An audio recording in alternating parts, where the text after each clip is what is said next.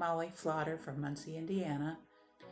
My first opportunity to be a project organizer for the Facing Project came as the result of a need that I had that morphed into the whole idea of the Facing Project. I was the executive director of an organization called Teamwork for Quality Living, and we were working in the community to help empower people in poverty towards self-sufficiency. One of the things we needed to do as a community was to raise the awareness of the significance of poverty in our community and the issues associated with it.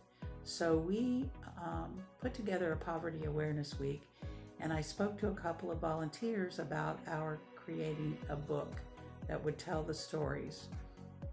The people with whom I talked are still a part of the Facing Project today, Kelsey Timmerman and J.R. Jameson, who were both volunteers in our program at that time. They put together the idea of having writers tell the stories in first person, and I suggested we do a reader's theater kind of format to share the stories with the community.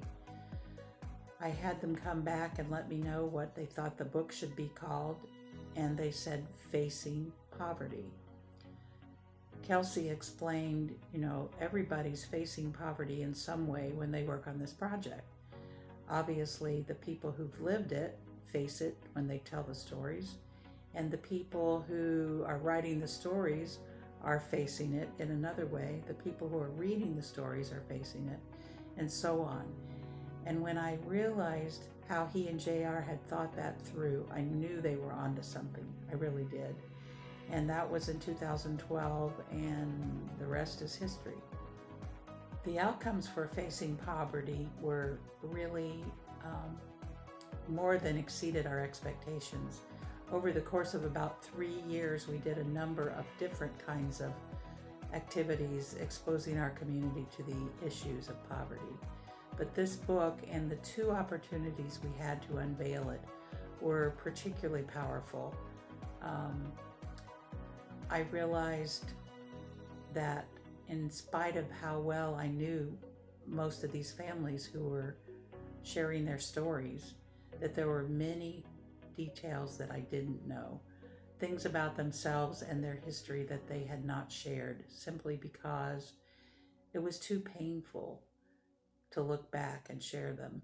And in fact, at one of the sessions where we had about 50 people in the audience and people reading the stories, I heard one of the women who had shared her life story and her issues with poverty behind me sobbing softly. And it helped me understand right from the beginning that it's not easy sometimes to share these stories with the rest of the community.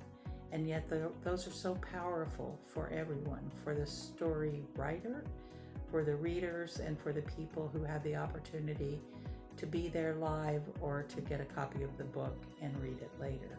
One outcome that we had that was particularly good was that about 2 weeks after the unveiling of the Facing Poverty book, we got people together, most of whom had been at those book unveilings, and with a lot of discussion, we were able to zero in on a need that is great in our community that people wanted to help address, and that need was children and young people, especially those living in poverty, needed more mentors. They needed people in the various organizations to which they went on a regular basis to be intentional friends and accountability partners. And several of our folks signed up to be a part of those programs. We had a really good outcome from our Facing Aging project. On the same day that we unveiled the stories in the book to our community, we were able to do a panel discussion that featured a number of people from our community who were sharing lots of information about services that we have in Muncie that a lot of these people didn't know the first thing about. So that was very powerful to receive that information, to be able to ask questions, to realize that there's much more here to assist people who are aging than they might have thought previously. The very first Facing project was Facing Poverty. And because that was the organization I led and these folks were my families, I didn't feel that I should just sit back and let somebody they didn't know do all the work. So I wrote a couple of stories for that project.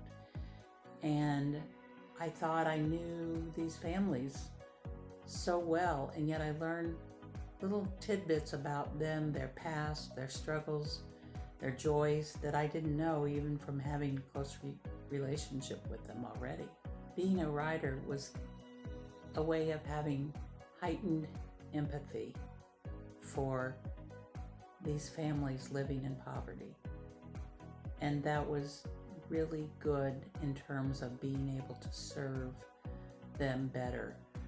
Our organization did lots of good work at helping families who are struggling build the resources they need to be in a better place. But we sometimes did it in a way that was not particularly warm and understanding, and being able to know their stories made it much easier to be in that other frame of mind. Another really good thing about being a writer for a Facing project is that it's a way of giving voice to issues that the community really needs to look at. Being a writer can be a transformative thing where a person has a light bulb go off and realizes something they never realized before about a particular community issue. One really good thing about that is that many of those writers are volunteers for various organizations, and the opportunity to look at the people that they serve in a new way is so valuable to the organizations that they serve. The whole business of volunteerism is changing post-COVID around the country, and this is an issue for every community. I believe strongly that people still have the propensity to give. They want to bring cans of food to the church or give money to United Way, but the actual face-to-face of being with someone day in and day out and learning what their needs are and finding a way to help them doesn't exist much anymore. And we see that happening in organizations that have in the past depended heavily on volunteers. So the Facing project can absolutely begin to turn us back toward the way we were when there were so many more volunteers in our communities. Volunteers who enter relationships with people who need help. And the best thing about it is that those relationships can be even stronger now because of the Facing project.